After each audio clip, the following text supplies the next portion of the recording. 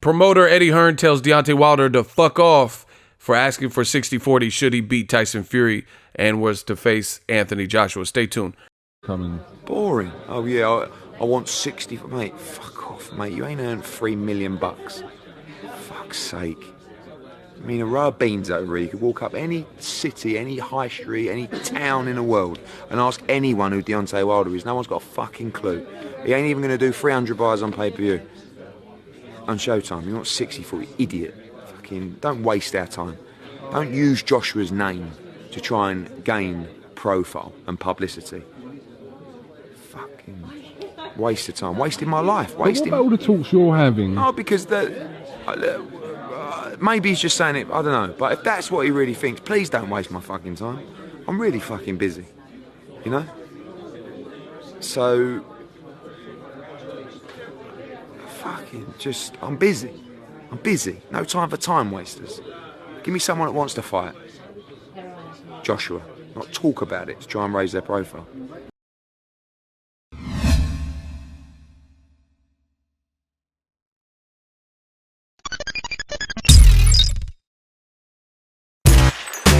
Boxingego here. If you like this video, make sure you hit the like button and also subscribe to the channel and hit the bell icon on the top of your screen to get notified when the latest new content drops. What up, Fight World? It's your boy Ego and I'm back with some more boxing. Make sure you smash the like button. Also subscribe to the channel for the latest and greatest in boxing. If you want to become part of the gang notification gang, please hit the bell icon. Shout out to the super chats, channel donations, the Venmo donations, and the Patreon family. We working. Now, Eddie Hearn, he did an interview with IFL TV, link in the description, and he says, and I quote, "I am sick and tired of idiots out there thinking that he wants the fight." He being Deontay Wilder, the fight being a fight with Anthony Joshua. How stupid do you have to be to think that Deontay Wilder wants this fight? Just listen to what he's saying. It's boring. Deontay Wilder wants 60-40% split. Fuck off. You haven't earned $3 million. You could walk down any street in the world and ask anyone who Deontay Wilder is. Nobody has a fucking clue. He isn't going to do 300 buys on Showtime pay-per-view, and he wants 60-40. Idiot. Don't waste our time. Don't use Joshua's name to try and gain profile and publicity. Waste of time, waste of my life. Right? He says maybe he's just saying it. I don't know. But if that's what he thinks, please don't waste my time. I'm really fucking busy. No time for time wasters. It's just so draining. All we do is chase, make approaches, make offers, try to have negotiations. Now, if you watch the video, you see Eddie Hearn just making all these faces and like contorting his face. And, you know, I don't know if the pressure is getting to him regarding making the fight, but you don't really see him that normally he's just like laid back and nonchalant and then, you know, saying his stuff. But he was looking like considerably, I don't know if it was just the day or what, he was looking considerably bothered and like, almost shaken up by this, you know, cussing a lot more than we're used to. Just, oh, fuck, get the fuck out of it. You're wasting my fucking, you know what I'm saying? It just seemed out of character. And it's funny because, like, he's talking, like, you know, sounding real harsh about it, but would you be telling Wilder that to his face? Like, get the fuck out of here, fuck off, you know, talking all like that? That's just my thing. You know, I just believe in keep that same energy and stuff like that. If Wilder was in Boston for the fights and he was in front of you, are you going to be like, oh, you're boring, you want 60-40, fuck off? You know, are you going to just violate like that? You know, that's just my question. But, you know, besides that, it just looks like it's eaten away. You know, I think a lot of investments been made into DAZN, especially financially, and they need to recoup. So to recoup, they got to put together good fights fans want. You know, Canelo's over there, Joshua, biggest stars in boxing. However, the climate of boxing, I still think that boxing fans are going to demand that they fight rightful fights. You know, we don't ultimately benefit from Canelo getting 365 million. I don't get paid 42 million a fight like Joshua might get paid, or, you know, that doesn't affect me. What does affect me is the entertainment, the competitive, seeing unifications, undisputed, seeing you have good fights, you know, and a sport that we love, the events. So, you know, just for Eddie Hearn to be like so scrambled and shaken up in this interview, that to me, that stipulates that he's probably under some pressure to make the Joshua Wilder fight. And he's probably getting tired of it. But just to expose a few things that really needs no introduction. We've already been on this subject, new media. He's saying, walk down any block, any sidewalk, nobody knows who Wilder is, which is false. It's been proven. Wilder, how is he going to places like Belfast for Tyson Fury versus Francisco Pianeta, and people are throwing cups at him? That means they know who he is, even though that's something negative. Because why would they just throw a cup at a random dark-skinned black person? Just random. So obviously they knew who he was and knew why he was there and maybe didn't like him. But beyond that, I seen him getting more love than anything. Why is Billy Joe Saunders throwing a chicken at him? Obviously he knew who he was. So, cut the charades about nobody knows who Wilder is. Because at the end of the day, if nobody knows who Wilder is, then why is everybody constantly asking Joshua, Eddie Hearn, Barry Hearn, and people around that situation about fighting Wilder? Why are the fans arguing about the outcome of Wilder Joshua? So the facade is it can't be alive at this point that Wilder, nobody has a fucking clue who he is. Because again, if nobody has a clue, then how are they taking a random name like Deontay Wilder? It's not like his name is John Smith. They're taking a random name like Deontay Wilder and constantly mentioning you making the fight with Joshua and Wilder, right? So, it's at this point, it's getting pretty cumbersome, tiresome. If you don't want to fight him, it's just like the old switcheroo. It doesn't look like Joshua's team wants to fight and they know Wilder's a threat, so they keep saying the opposite. They're blaming Wilder for the fight not happening. They're saying little ludicrous things like, before the outcome of Tyson Fury and Wilder, we want to make a deal. We're ready to make the deal right now. Yeah. Knowing his stock is going to increase. Eddie Hearn did an interview with the Boxing Voice in person, and he even said that. He says, you know what? If he beats Tyson Fury, his stock will increase. But I don't think the fight happens. So you went from saying the fight won't happen at all between Wilder and Fury, even though they had a 3-city press tour, one being in the UK. Now he's saying it's not going to do 300 buys on Showtime pay-per-view. And now he wants 60-40. So we'll talk about the 60-40 in a second, right? Why are you talking about the fight's not going to do 300 pay-per-view buys on Showtime pay-per-view, but you said the fight wasn't going to happen, so shouldn't it do 0 buys?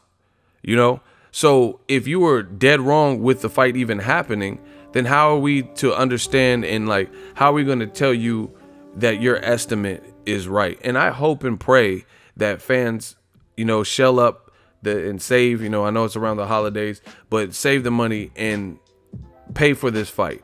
I really, Ego's Army, if you could, if you want to watch the fight, please pay for it. We got to do what's right in boxing. And I hope the fight is a success, because slowly but surely, new media and time, we're stripping away all these little reasons for the fight not to happen, So I don't know what the pay-per-view buyership will be in America, but hopefully it's a solid number. This is the first time for Wilder being on US pay-per-view as a main event. Same with Tyson Fury. So I don't know what the numbers will be, but how you said the fight's not going to happen at all, and now you're projecting, I guess, low pay-per-view numbers or whatever. But he said it's not even going to do 300 pay-per-view buys. Golovkin didn't even do 300,000 pay-per-view buys. So, what on pay-per-view, unless you're Canelo, Conor McGregor, or Floyd Mayweather, what is deemed as a success? I don't know if Ward Kovalev did 300 pay-per-view buys. You know what I'm saying? So what is the benchmark for success? Especially if this is his first time. Just like Ward and Kovalev, the first pay-per-view was their first time being on pay-per-view in the US as the main event. You get what I'm saying? So I don't even know what makes it a success. Bottom line, the fight is meaningful. It should be a good crowd, and it's a fight that is better than who Joshua fought this year. So you can say whatever your low estimates on pay-per-view numbers and this and that. As far as the 60-40, if you're going to quote that, I feel like Eddie Hearn has a responsibility to quote it right. He says, after I beat Fury, I'm just paraphrasing, I want 60-40, but I'll settle for 50-50. That's what Deontay Wilder said, you know? So, you know, you have to quote the man for what he really said. You know, you want to focus on the 60-40 number, but either way, you were trying to give him a flat rate. Now you mad at the 60-40. So, yes, this is why people don't think AJ and Team AJ and Eddie Hearn and Barry Hearn want the fight. Because now you're mad because he's asking for 60-40, but you didn't want to give him a percentage. You know, you went from giving him an offer of $12.5 million flat, no pay-per-view proceed. Then you get offered $50 million for your fighter, for your client, as you put it. You know, $50 million. He turns that down and blames the UK fans, saying he wants to have it at home. Okay, whatever. Wilder agrees to fight you at home for $15 million, which is a flat rate, another flat rate, non-percentage, something that guys like Povetkin probably got, guys like Joseph Parker probably got, you know, a percentage, right? But the biggest fight of Joshua's career, you know, yes, bigger than Klitschko coming off an 18-month layoff and a loss, because this means for all the marbles as of right now. Before anyone gets stripped for not fighting mandatories, before anyone loses, this is the end-all be-all fight between two knockout artists that everyone wants to see, you know? And now you're mad he's asking for 60-40 should he beat the lineal champion Tyson Fury, another guy that beat the person who is Joshua's current best resume name. The best name on Joshua's whole entire resume is Vladimir Klitschko. And guess what? He was coming off a loss to the guy that Wilder is fighting in December. Facts. If you know of a person, Kevin Johnson, Charles Martin, Joseph Parker, right, Dominique Brazil, that you rate higher than Klitschko, even though he's coming off an 18-month layoff, a loss where he didn't look good, and it's just based on the Klitschko name. Let me know who Joshua has faced that has more of a astounding resume and has done more career-wise. And Wilder is fighting the guy that beat the guy. You fought the guy that lost to the guy, right? So I hope this pay-per-view does well, because I'm tired of it. I'm tired of the back and forth. People just want to see the fight, you know? And I'm hearing there's problems with Dillian White, Derek Chisora trying to close up that deal. You know, fight Luis Ortiz. You know, it shouldn't even be. Well, if Derek Chisora and Dillian White can't agree to terms, and it's been this long that you've been negotiating, why haven't you already started looking at Luis Ortiz, who called him out? You know, why are you still like dead set on Dillian White versus Derek Chisora, trying to make it work and trying to get these guys to agree?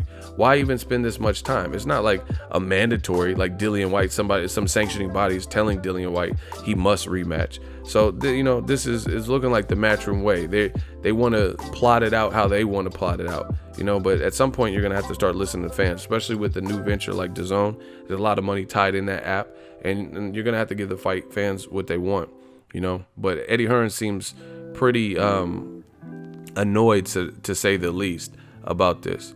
And you could say all this, Wilder, he only makes $3 million and shit like that, but nobody cares about that, because at the end of the day, where boxing is at is people want to see the fight.